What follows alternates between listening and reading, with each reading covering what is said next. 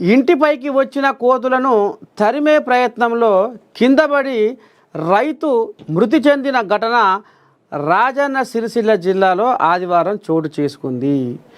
బాధిత కుటుంబ సభ్యులు తెలిపిన వివరాల ప్రకారం కోనరావుపేట మండలం సుద్దాల గ్రామానికి చెందిన బొడ్డు రాజయ్య వ్యవసాయం చేస్తూ జీవనం సాగిస్తున్నారు.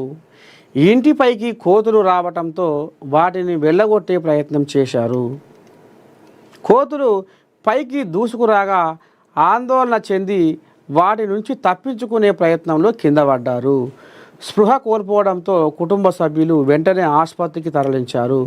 పరీక్షించిన వైద్యులు రాజయ్య అప్పటికే మృతి చెందినట్లు పేర్కొన్నారు.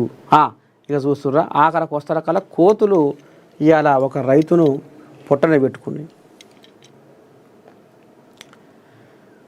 ఇక ఇప్పటికే అతివృష్టి అనావృష్టి వానదేవుడు వస్తేనేమో గుంటక పురాణం పెడుతుండు, పంటలు మొత్తం పగ్గం పాడు చేస్తుండు, రాకపోతేనే కరువు తెస్తుండు, పంటలన్నీ ఎండిపోతున్నాయి. ఇది కొంత రైతన్నకు బాధ.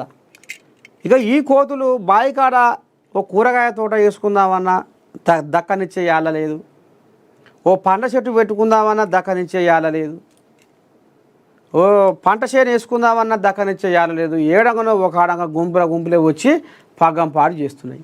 ఆఖరికి వస్తార కల్లా ఇండ్లకి ఎగబడి ఇగో ఇండ్లల్లో జ్వరవాడి వంట రూములకు పోయి కలవాడి నిలబడి గుంజుకొని పోయి తింటున్నాయి బువ్వ. మరి ఇప్పటికైనా జర్ర సర్కారు కోతుల మీద జర్రంతా మరి కన్ను పెట్టి వీటిని ఏ రకంగా మీరు పట్టకపోయి మరి అడవులలో వదిలిపెడతారా, వాటికి ఇంకేమన్నా ఒక ప్రత్యేకంగా ఏదైనా కట్టిస్తారా, ఎట్లా చేస్తారో ఏం కథో. కానీ కోతుల వల్ల రైతన్నలు చాలా నష్టపోతుర్రు. ఇక చూడండి, ఇంటి మీదకి వస్తే పుసుక్కున ఎడగొడదానికి పోతే అవి గుంపు కట్టుకొని మనిషి మీదకి వచ్చి